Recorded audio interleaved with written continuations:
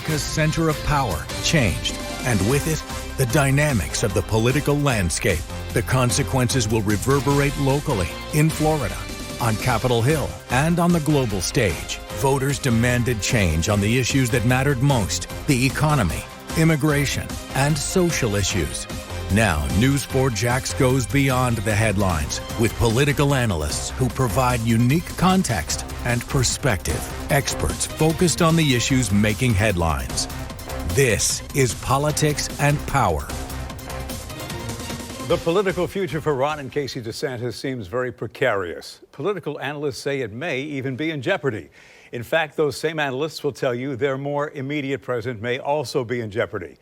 They hope to establish a dynasty. Then a scandal tied to the Hope Fund surfaced. Analysts say that claims to the future of the Republican Party are very much in question in Florida and nationally. And President Trump, eliminating diversity initiatives. It's been done in federal agencies.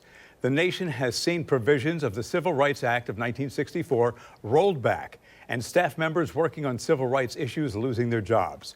Activists and civil rights experts say the administration has done more to unravel civil rights work than any president in recent history.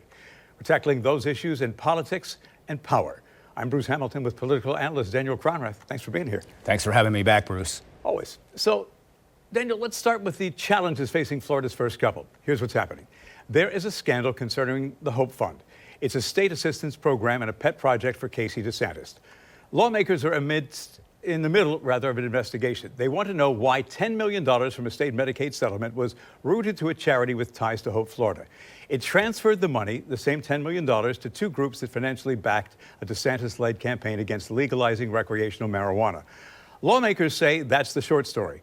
Daniel, this scandal really changed things for the governor and his wife. Can they tread water here and survive? Well, Bruce, that's a really, really good question. And, as we enter next year into the gubernatorial elections, obviously Casey DeSantis, as we've discussed previously on this program, was positioning herself as a potential candidate for governor. And now the DeSantises collectively are dealing with this $10 million problem, a problem which, as we'll talk about a little bit later in the program, is not being pushed by the Florida Democratic Party. It's being pushed by the Florida Republican Party, people who were previously allies of Governor DeSantis. So I think what we're going to have to do is we're going to have to sit back. We're going to have to wait a little bit.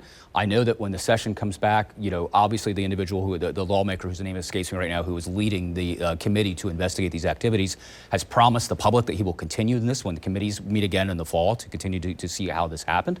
But I will tell you, Bruce, none of this would really surprise me. In a state where we live in a campaign finance world today, where dark money groups and being able to track down donation dollars is almost impossible because of the way that organizations are allowed to move money from organization to organization to organization to organization. As a member of the news media yourself, you know how impossible it is to backtrack these donations.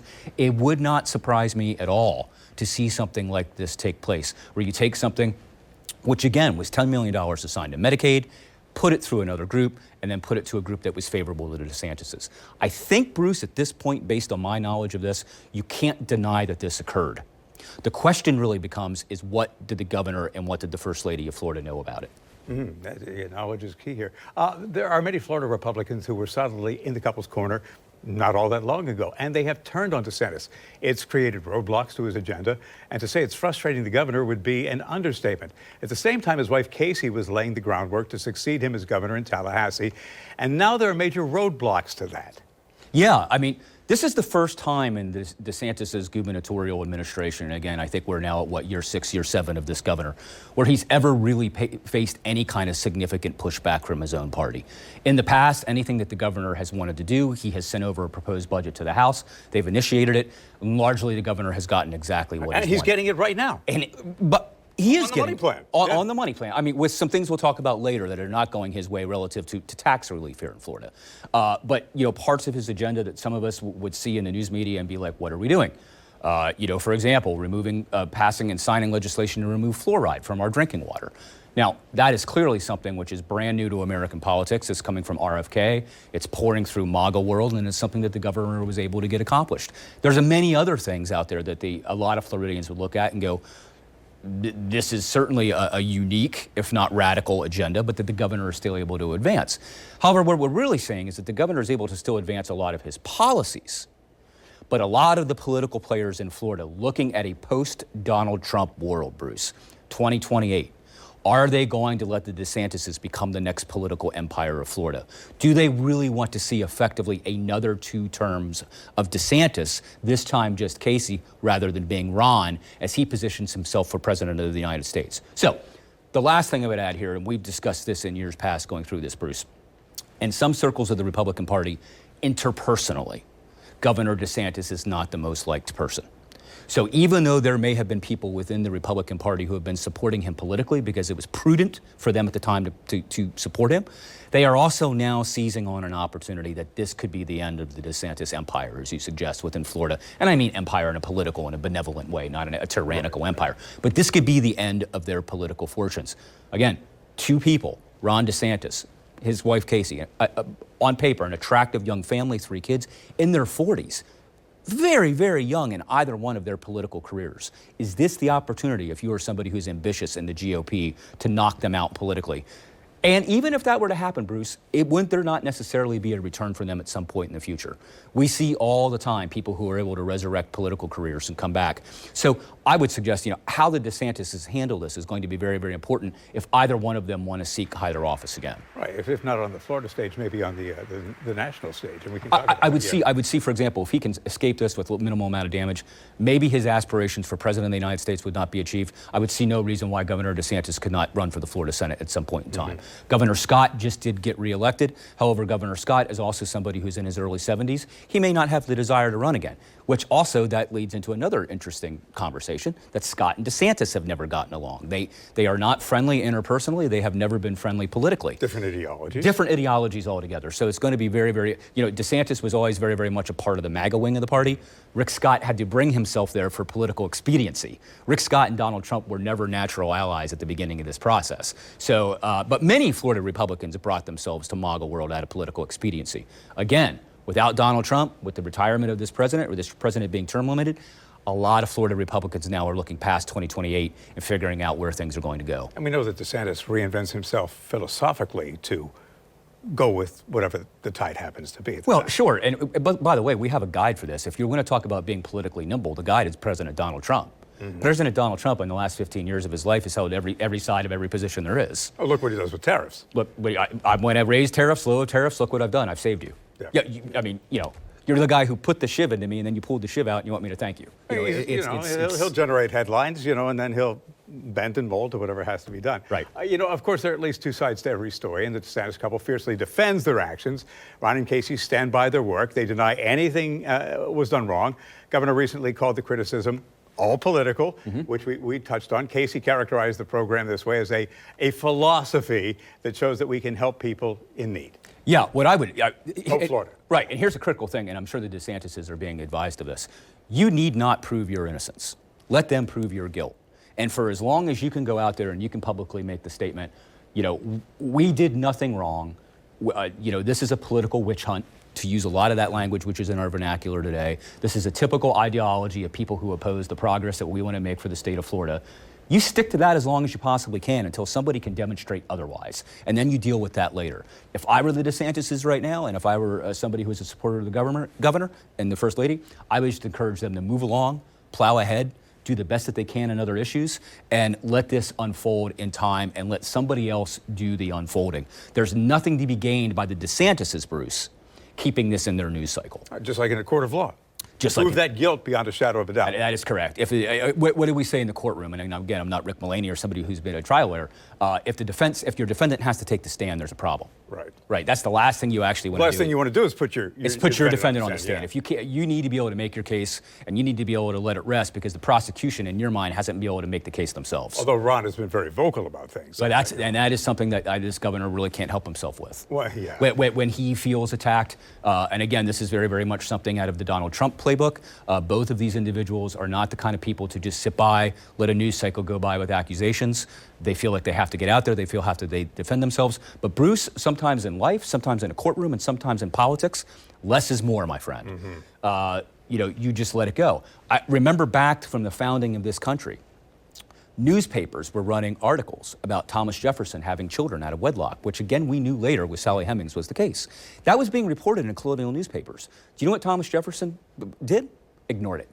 He let it go. He let it go out of the news cycle. Didn't have social media back then. Didn't have social media then. It was easier to let the story die. But it's still capable of that today. You know, the people who are accused of doing things often give oxygen unnecessarily to that particular issue. I say all this saying that the DeSantises may very well be guilty. I don't know that. We don't have direct knowledge of that. Maybe somebody does, but certainly you and I do not. But if it was in their interest, I would focus on cutting taxes. And again, this is not my agenda. This would be the governor's. Cutting taxes on the people of Florida, trying to find a way in the next cycle to make property taxes, to lower insurance prices here in Florida, which is something that this legislature failed to do. I think that they will always fail to do this, because when push comes to shove, and I think a lot of Floridians, even conservatives who listen to your program know this, insurance companies control our politics in Florida. It's going to be very, very difficult, even if the Democrats were in charge. Let's not deceive ourselves to think that they're going to have some sort of magic wand for lowering insurance prices here in Florida. That's the nature of the industry. It's the nature of the lobby. And look, you don't get into politics if you've got thin skin. No, you got to be thick-skinned. You got to be thick-skinned. Yeah, I mean, there are so many people out there, Bruce, who would be qualified to run for office who just can't stand the scrutiny of running for office. And by the way, sometimes that scrutiny is uncomfortable. Sometimes it's unfair. But, I mean, I would argue, and I would ask you the question, wouldn't you want a political figure who's representing you to have some thick skin? Oh, absolutely. I mean, you want that individual not to be so squishy and so soft that the last person that they talk to, they were going to change their mind. Mm-hmm. You want somebody who comes in. And by the way, that was one of the long criticisms of President Trump in his first term, and it was written about biographies of evil people favorable to the president, that he would take the side of the last person he spoke to in any one meeting. You know, that is just something that we don't want to have in our elected officials. You want somebody with some sort of ideological core, and somebody, when they turn up the heat, won't run out of the kitchen. Somebody who will stay there and they'll be able to take care of it and they'll be able to handle it. Back to something that you mentioned a little while ago. What's interesting here is who was investigating Hope, Florida. Republicans, not Democrats, allies. That's right. This would be very, very easy to dismiss as a partisan witch hunt, which Governor DeSantis has faced before in Florida.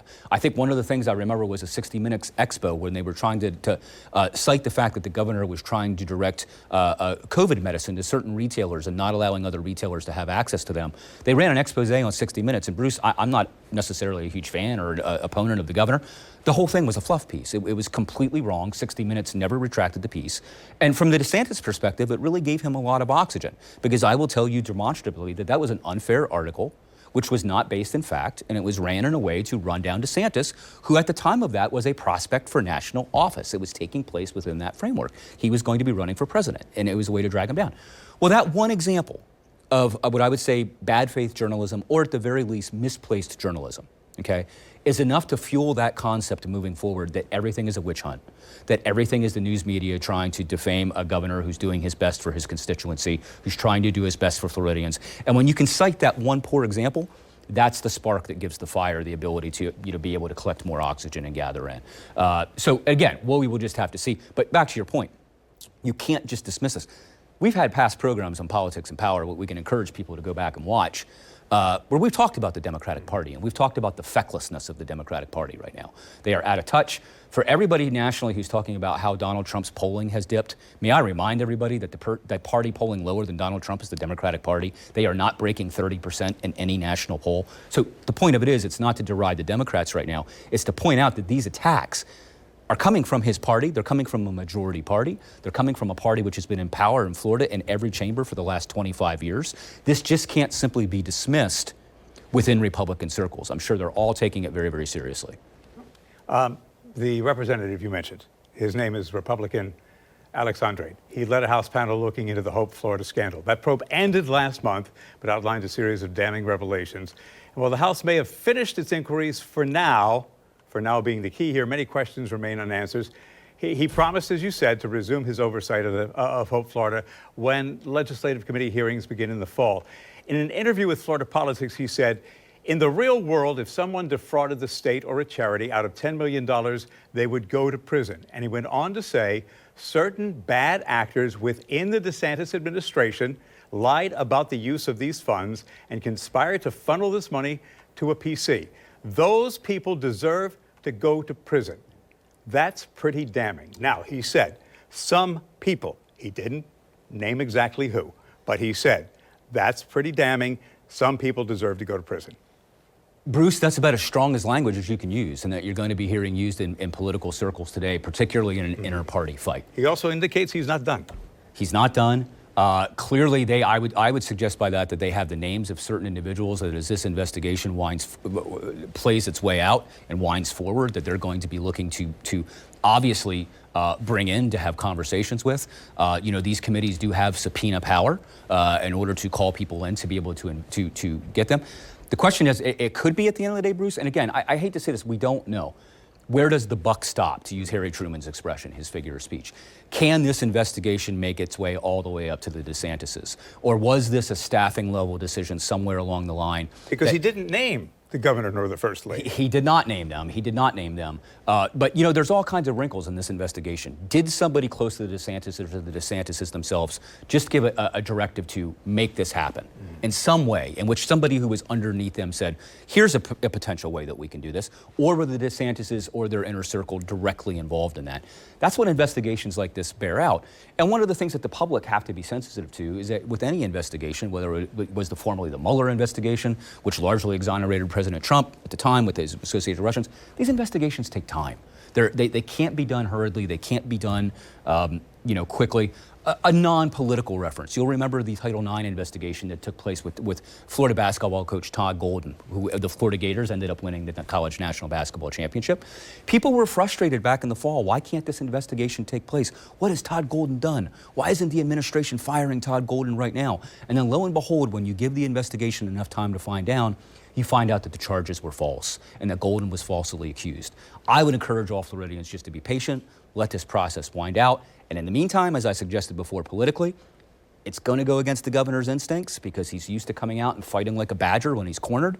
But I would suggest that the governor just let the political oxygen from this die, plan his political strategies for whatever may happen in the fall or going towards Christmas and the holidays, and just see what happens and let it go that way. Right. If you talk to any prosecutor, they will tell you that we're not going to go ahead with any charges until we're absolutely sure that every I is dotted and every T is crossed. And certainly as a political analyst or as legal counsel, and I'm not a lawyer, so I don't want to go and say this, but the last thing you would want to have right now happening in DeSantis' world is for them to be tinkering with the investigation in any way. Do not tinker. Just let this thing play out at this point. To try to retroactively go back and fix things that were done previously. We had a president named Nixon who experienced that same thing, and we see where it ended up for him politically. And which is maybe why the representative said, you know what, for now, let me put the investigation on hold, and when we come back, we'll see where we want this to go. Well, that's also true. And Tallahassee's a ghost town over the summer. It is. So, I mean, they just typically, they are a fall, spring jam. There's no summer. Obviously, people will go back there to do some work, but it would be, unless the governor calls a special session for some reason, once the budget's done, they're out. Right. And they've got to get the budget done, too. That's right. As I understand it, there are questions that need to be answered. Among them, Andre has to ask whether any of the funds sent to the Hope Florida Foundation ended up in the Florida Freedom Fund, funding the DeSantis' political ambitions. That's a big question. Well, yeah, and again, this is causality. Can we prove that is what they were trying to do with it? Regardless, I will tell you, it's against the law. So somebody here, either through negligence or through deliberate action, transferred these funds illegally. That is what we know. But to repeat kind of our conversation, whether that was done at a staff level, a top level, ignorance of the law does not suggest that there's not violation of the law. And I think that that's also going to be a big part of it. Who knew what? Who was directed to do what? And then as we go through this, who are they going to be able to get as how far will this be willing to go up the, this kind of becomes, it's not legal at this point, but it kind of becomes basically, who are you going to give up in order to protect yourself in this ordeal? And then you determine where that stopped. Yeah. But I will tell you, it was Representative Aldred, it was a very, very smart move not to suggest the governor or the first lady at this point. You've just got to let this wind forward, because the one thing you don't want to do, especially if you're somebody who's a DeSantis political ally, you don't want to get so far out in front of something, or individuals suggesting something, and then have this be politically an opportunity for DeSantis and the first lady to be exonerated publicly later, for him to be able to come out and say, I told you so, I told you so, look what the Florida GOP is trying to do to your governor. That is the last thing that you want to do, especially if you're trying to position Casey for her next office. And talk about her first office. Not jumping in feet first. Casey has not officially announced a gubernatorial bid. No, she hasn't. And political operatives say that she shouldn't until this blows over. If it does, should she just wait for the political winds to change direction? I think the obvious answer is yes. Well, the obvious answer, but also the practical answer, and it's being largely reported, she can't find anybody to staff her. Nobody wants to get involved right now in terms of being an advisor or anybody who really wants to try to become on board with the campaign. Even if she wanted to launch tomorrow, most Florida GOP operatives are going to be very, very weary about joining a potential campaign that never launches because, again, of potential political poison or illegal activities which took place. So, really at this point, if she was governor, she would already be getting out there and beginning her campaign team, her strategy team, determining out who she wanted to manage the aligned PACs, which were going to be associated with her campaign. She's not going to be able to really do any of this, Bruce, because anybody in the Florida GOP political circles who's competent or qualified, she's toxic. Until this goes away, they're not going to want to touch this for the sake of their own livelihoods and their own careers moving forward. Yeah, and her husband keeps asking, why the hell are they doing this? And he means his supposed allies or former allies, Republicans. He wants to know why they're antagonizing him during the recent legislative session. They didn't give him an easy go of it. Why are they? Is it because Donald Trump has somebody he wants to throw into the race? Well, I think we're going to talk about what we would argue be the leading candidate a little bit later in the program relative to the polling right now. But of course that's it. I mean, I think that DeSantis has kind of in the past, he's made quotes and he said to the press well, we're not really thinking about that right now, but we're flattered. Of course you're thinking about that right now. How many times in your career as a journalist have you heard somebody say, well, we're not really considering it, and that's all they're considering. That's all they're preoccupied with. Right. So, is their next move. So, of course. It's for political gain. Yes. At a news conference earlier this month, DeSantis said some people feel threatened by the First Lady. Let's just be clear about that. If you're looking at 2026 and you've got some horse you don't want anywhere near that, you're very worried because she runs circles around their people. Everybody knows that. And keep in mind, there's somebody else who wants to be governor, Byron Donalds, and Byron Donalds has the endorsement of who?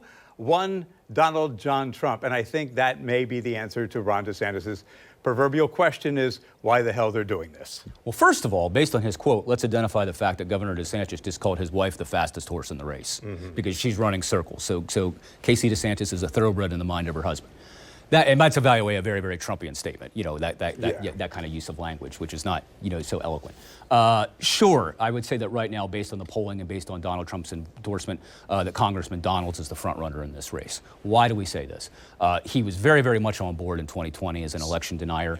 He's from a very, very populated area and a very conservative area of southwest of Florida, from the Fort Myers area, from the Sarasota area. And I believe, and I might be speaking here all the way down to Naples, okay? So he's a political commodity. He's somebody who's a rising star in the GOP.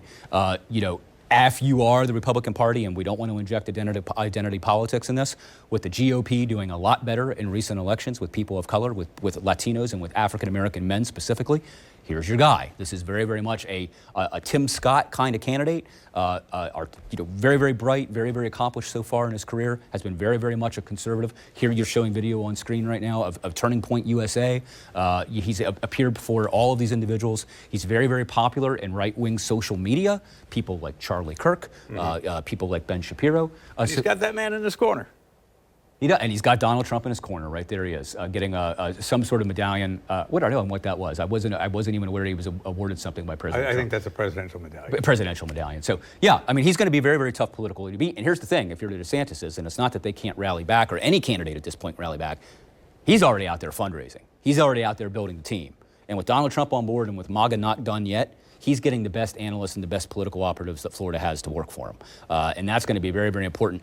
The one thing that Casey DeSantis will always have an advantage over the congressman is that she's already known statewide, okay? All 67 counties of Florida are aware of Ron DeSantis, as he's been a two-term governor, and they all know the First Lady. Congressman Donalds is going to go out and have to introduce himself to a lot of Florida, okay? However, with the potential rising, with the crisis, with the scandal that is impacting the DeSantises, is it really a good thing that all of Florida knows who Casey DeSantis is? And I don't know, Bruce, if you've seen any of the recent polling, but even before any of this information came out about the $10 million, Byron Donalds was beating Casey DeSantis by 20 points in recent polls. So that might also be something that the DeSantis will want to think about before they move forward with this process at all.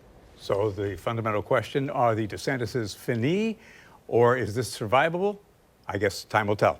Time will tell. I mean, I would not put anything past Ron DeSantis at this point. I mean, again, his rise to politics, coming from an obscure congressional district. I say obscure, it was in our viewing area, Bruce. It was right below Jacksonville and St. Augustine. I think Flagler County was the seat. He was a guy at the time when he was running against Commissioner Putnam, who was the statewide favorite for the GOP.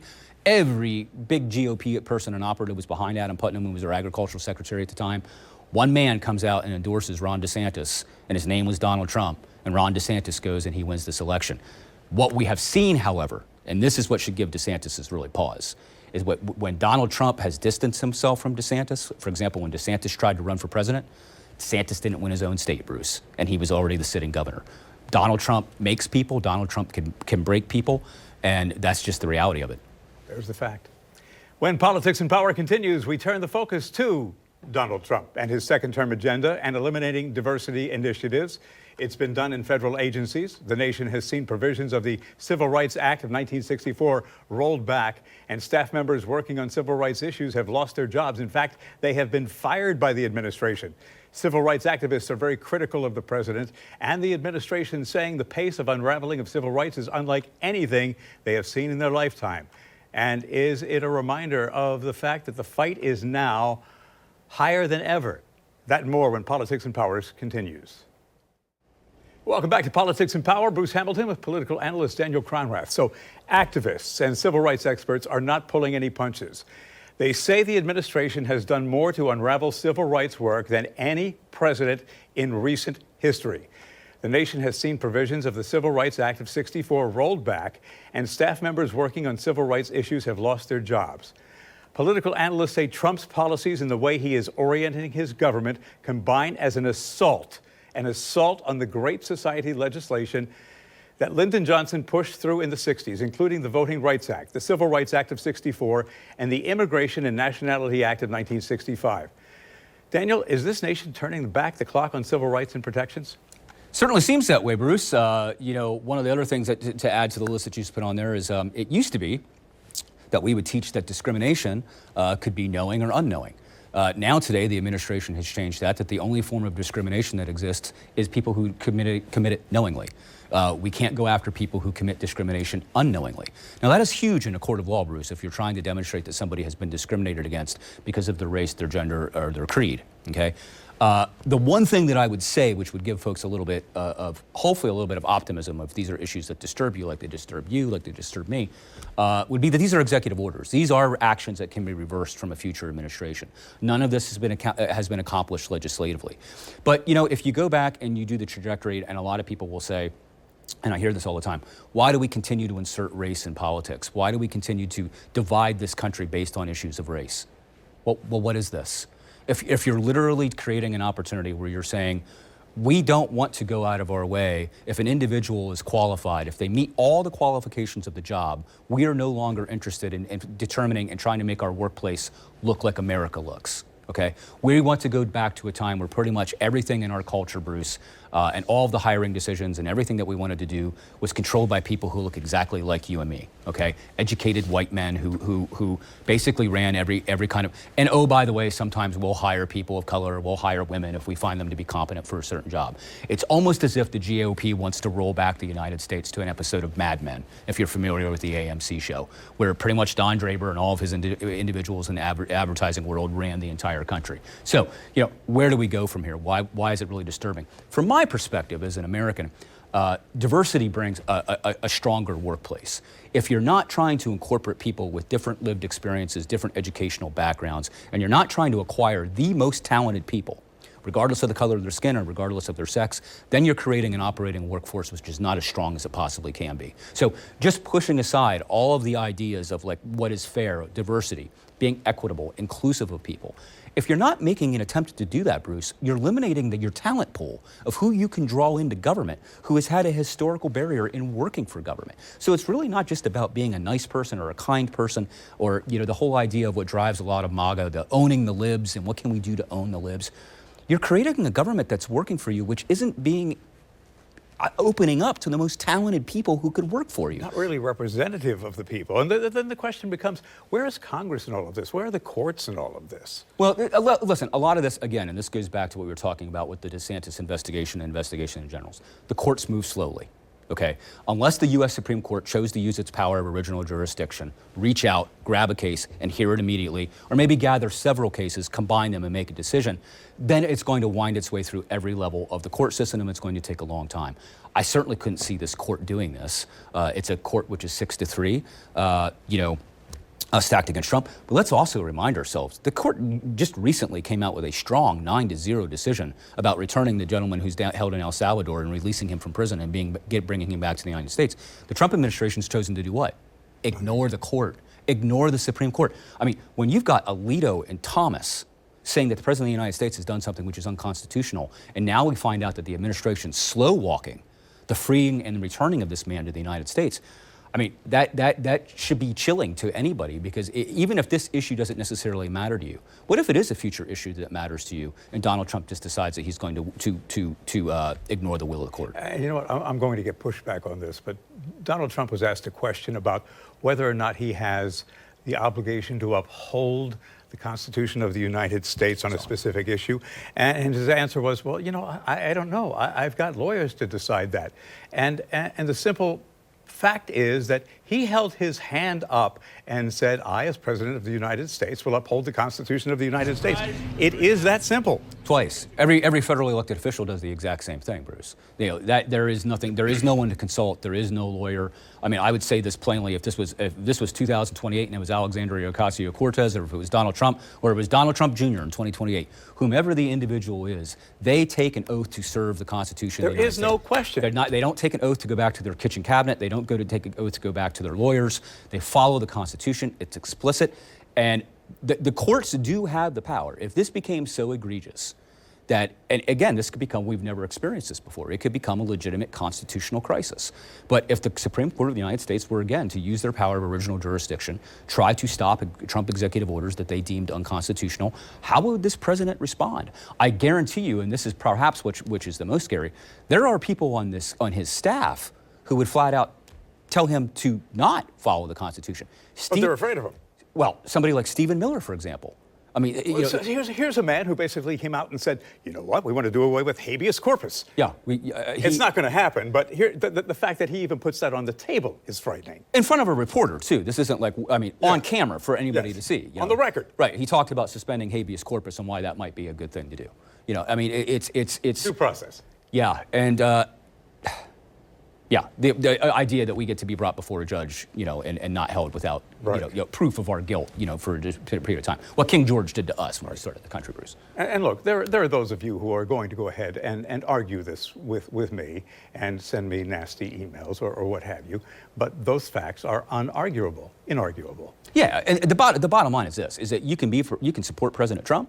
You can be somebody who identifies as MAGA. You can be an individual that I know in my life who think that Donald Trump's the best president in their lifetime.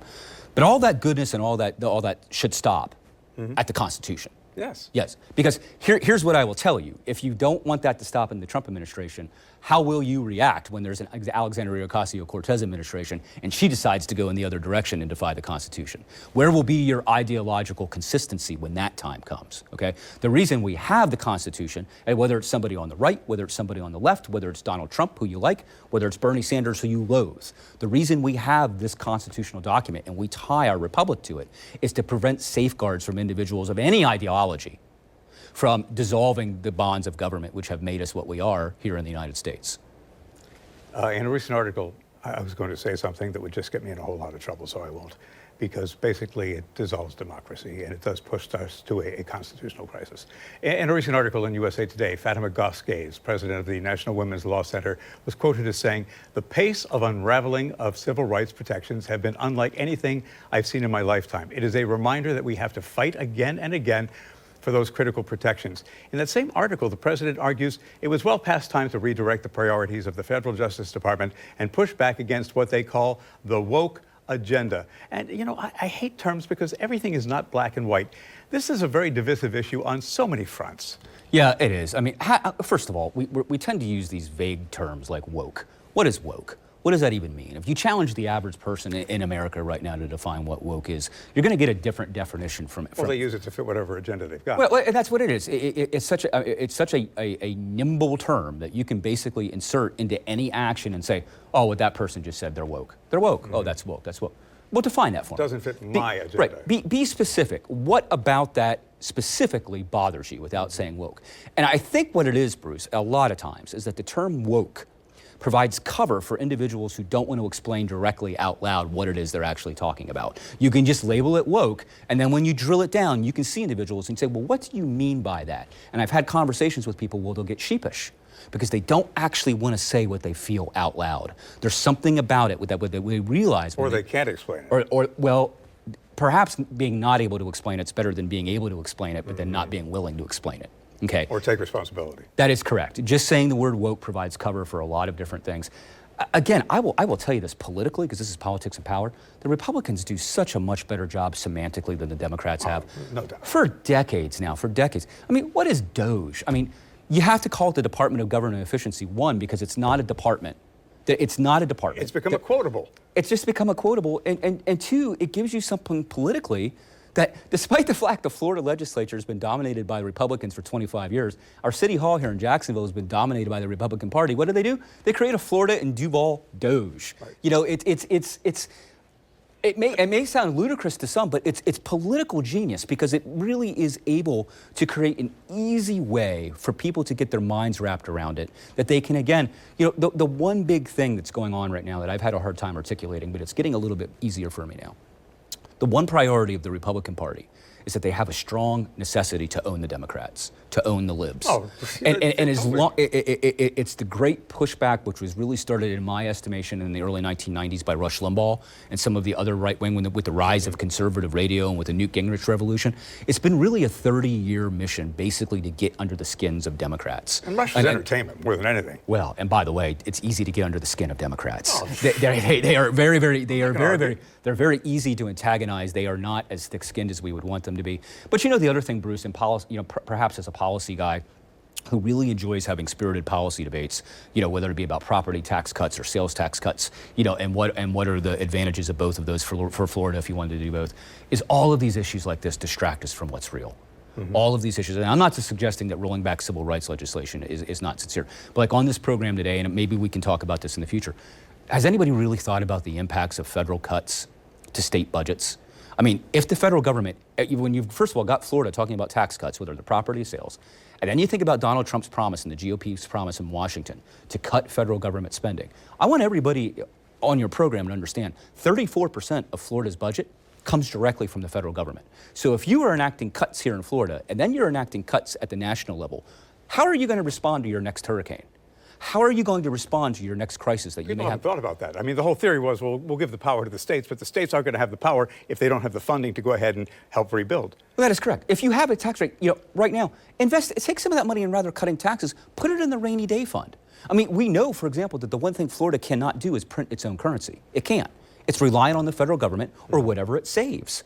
Save that. Put a larger percentage of that back. Earn interest on that money while you're putting it back for Floridians to enjoy later. There are so many other options. You know, Bruce, the last thing I'll say about that, because it's relevant to the conversation, when the governor in his political agenda talks about how property tax relief is a necessity for Floridians, Florida right now in terms of effective property tax rates is 30th in the country. This is not a crippling crisis. The idea of giving back a $1,000 check is a learned experience from the governor of watching it work for Biden, of watching it work for Donald Trump. I'm sure a lot of your viewers know that every year, because Alaska has a severance tax and they have all of those natural resources, Alaskans get a check back. It's very, very popular. But the whole idea that you would take, when fiscal times, every analyst, liberal and conservative economists alike, are scared to death of what the future of this economy is going to be. Why in the world would you try to eliminate property taxes right now? And I only mention this, Bruce, because I think if we were to meet in a year and a half from now in the same program, you will see the consequences of this play out for the GOP. I think the other thing is people want to deal with the superficiality. They don't want to deal with reality. So let's go back to your Doge example. Sure. Doge, Department of Government Efficiency. There have been financial cuts. Do you realize that the Trump administration has spent more than Elon Musk's Doge has saved? That is a reality if you go ahead and you look at the money. Go ahead, look it up. Yeah, I mean, if you're talking about and again, this seems to be, I don't know why this doesn't bother anybody. When Barack Obama was president, Donald Trump poked at him every day on Twitter about how much golf he played. Mm-hmm. What's the current tab? Every time Trump goes to play golf, it's $1 million trip? Oh, it's $1 million just for him to fly from Washington. Yeah, just with the security detail and all that stuff, and he plays golf like ad nauseum. Like but now he's got that free gift he's going to get from Qatar.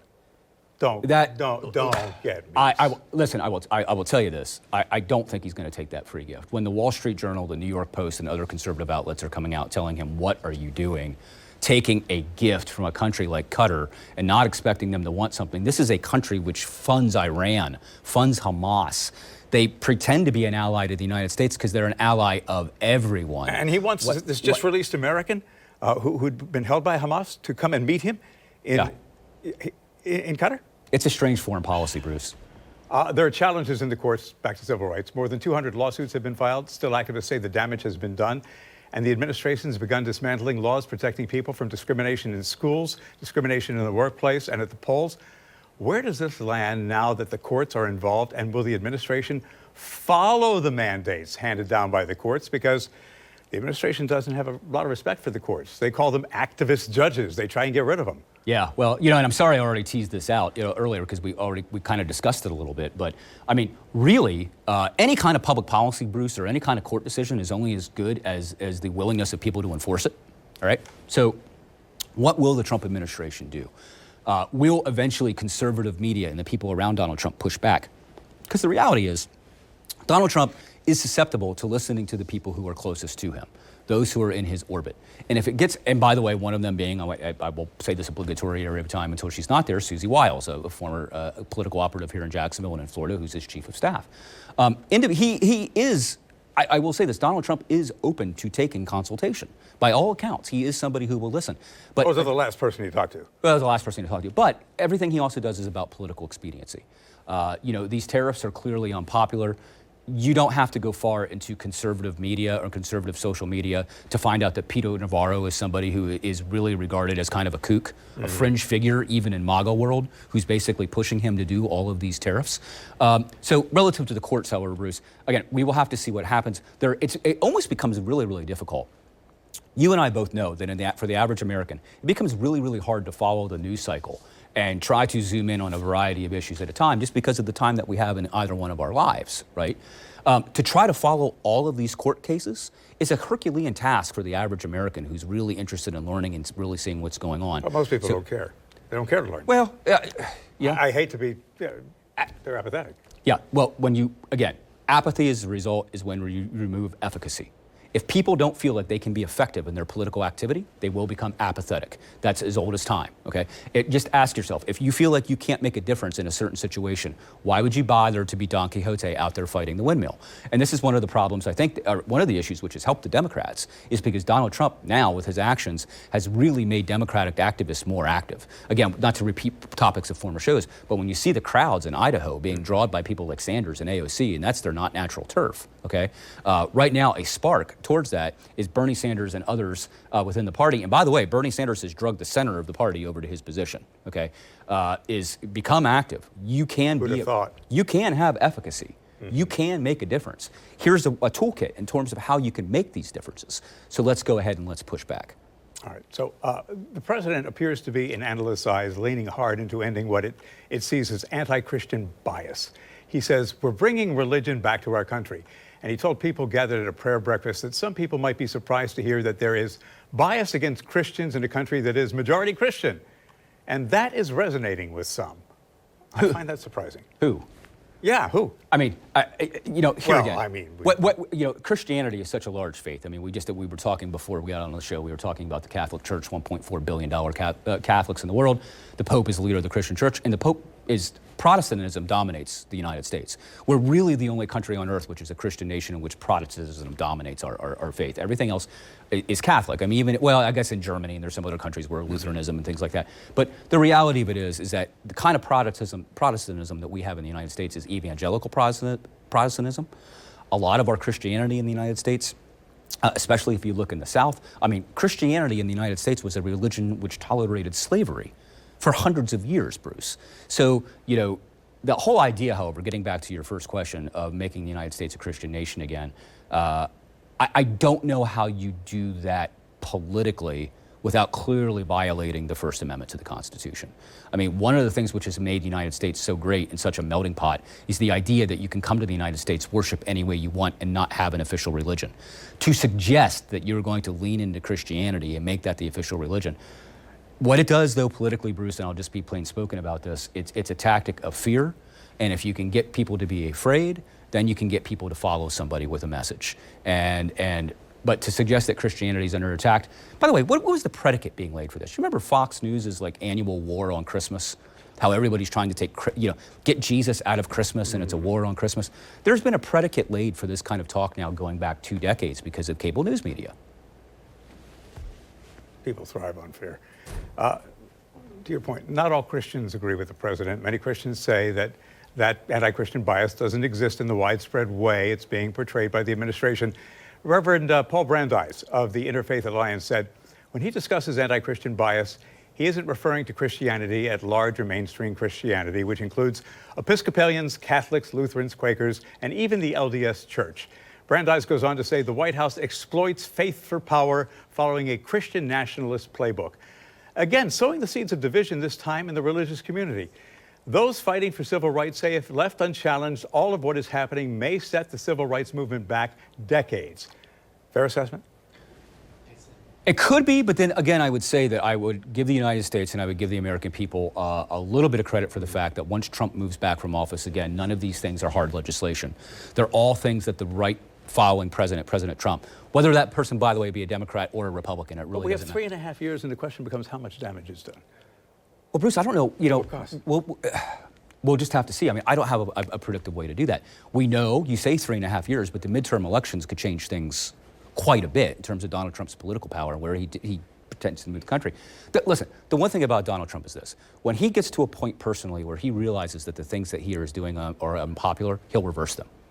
Case in point, tariffs. He thought it was going to be a big hit, wasn't a big hit, spun out, said, oh, well, look what I've done. I've negotiated it back for you, because he realized how unpopular it was. He was picking up and turning on news outlets that he was familiar with that were typically pro-Trump, and they were chastising for it. If he gets so far with, say, his war to support or advance Christianity that he gets that same kind of pushback here in the United States and that from his echo chamber, then he'll stop. But the one thing about it is you got to understand, and this is something difficult for Democrats to understand, Donald Trump's not listening to you. He has his own echo chamber, which is where he's getting his information, okay? He does not care what the majority of liberals in the United States think, okay? So if you really want to be entered, and this comes back to my overall arching way that I approach people in life, Bruce. I have never convinced anybody to come around to my way of thinking by making fun of them. So when liberal Democrats who are upset with Donald Trump antagonize Donald Trump supporters, they're not moving the needle with them. They're never going to move the needle with them. They're only going to harden them to the position of Donald Trump's because they feel that they're being castigated and they feel that they're being made fun of. There has to be a better dialogue taking place in the United States outside of Donald Trump. And there have to be more forums created where people can listen to each other. And sadly, the two things which are really have changed, and you and I can talk about the good old days all we want, the two things that have changed that in this order, cable television and then 24-hour news cycle, where you can turn on whatever you want to hear and have your cognitive bias reinforced, and social media. And the proliferation of these devices and phones like this, which allow us basically to hide behind apps and say vile, hateful things to individuals that we would never say to each other in person, okay? Because there's still a civility when people get together. Mm-hmm. So, well, behind the cloak of those things. So, but to more directly answer your question, I still have to have some sort of optimism in the United States that, politics, Bruce, historically, if you look at it, it swings like a pendulum. Mm-hmm. So for anybody out there who's really, really excited about Donald Trump swinging the pendulum, or anybody who's like really upset, it'll swing back. The question becomes, how hard will it swing back?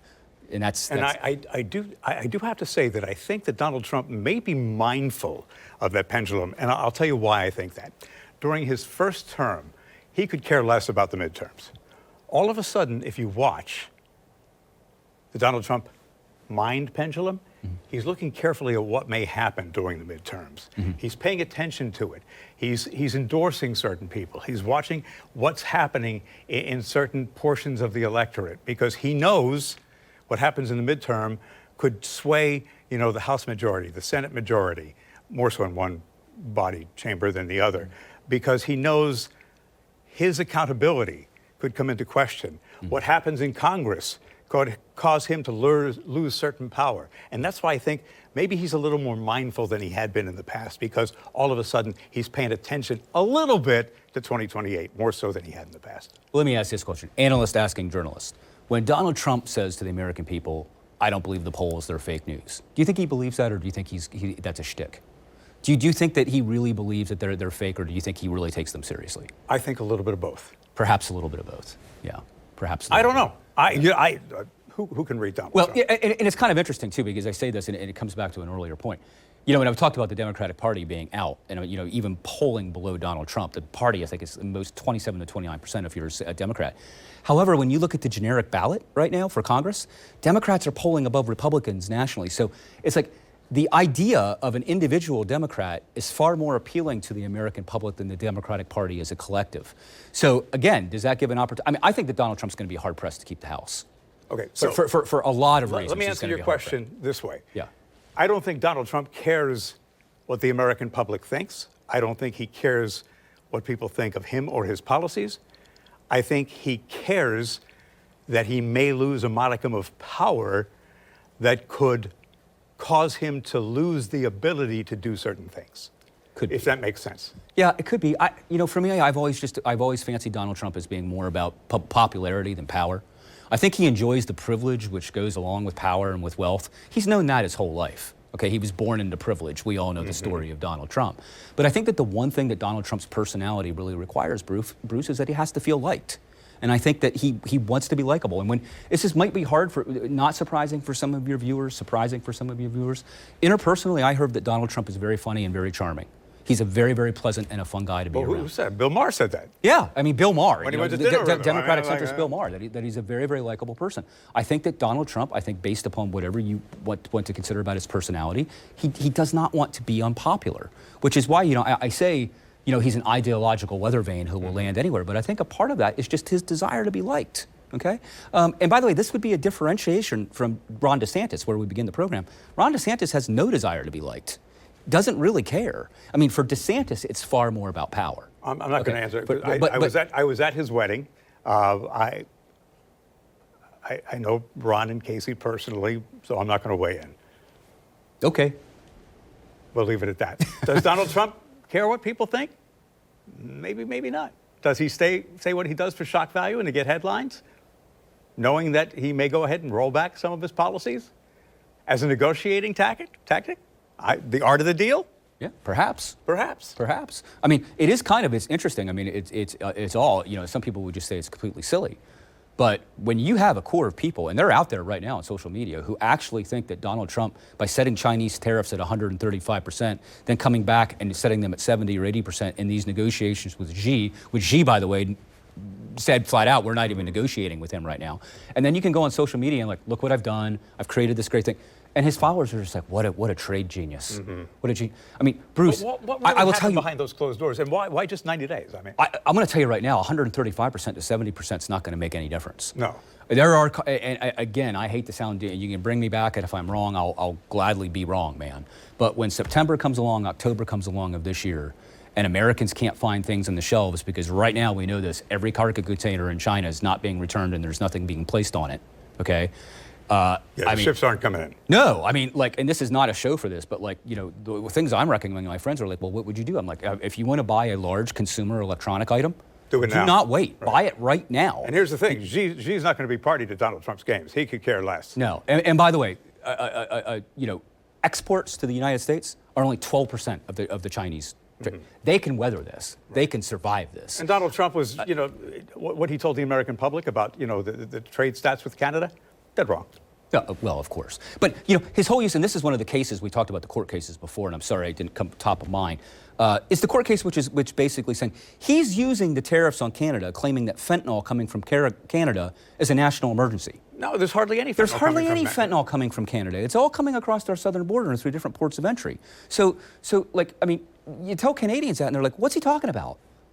It's a great question. I can't answer your question. But he's using this as a legal runaround, trying to create somehow this is a World War II national emergency with Canada because of the 25 pounds of fentanyl in a year that came across the Canadian border. It's really nonsensical. It's non-defensible, and he's going to lose a lot of these cases. And what's really going to be interesting, and this is just for people who if you really enjoy politics, he's going to start losing these cases in courts with Trump-appointed judges because they're not going to be able to, in good conscience, look at this and say, as an attorney, as somebody who's a defender of the judiciary, as somebody who I may also had to put their hand on the Bible and swear to protect the Constitution, and the Constitution specifically says that Congress has the ability to enact tariffs, not the President of the United States. They're not going to be able, in good conscience, to follow this. And even John Roberts, who's got his own legacy to protect. Yeah, Roberts. And the court's reputation to protect. That is right. Roberts is very, very concerned. Everybody who knows Roberts or follows the Supreme Court, he's very, very concerned about the legitimacy of the court.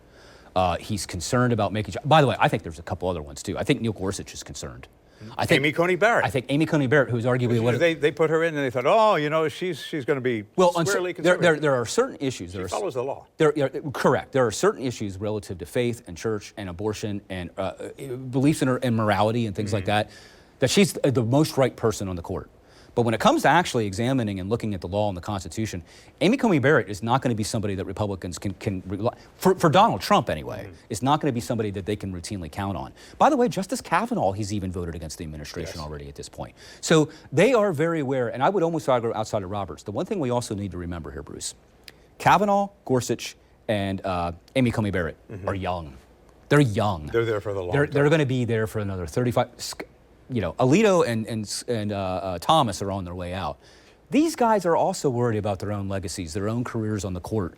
Even though that the fact that they're ideologically conservative, they don't want to be, a puppet court and making decisions, a kangaroo court, and making decisions that don't make sense and don't track with the Constitution of the United States. They don't want historically on themselves or their families or their careers those roosters to come home to roost and be considered to be the members of this Supreme Court who basically enabled a president to defy the Constitution. And I think the last time that Will they stretch it for him? Yes.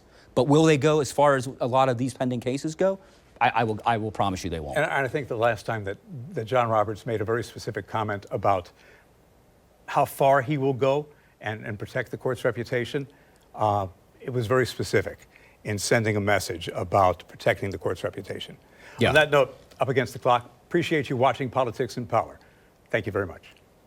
See why every day more people are choosing News4JAX, Northeast Florida and South Georgia's #1 source for local news.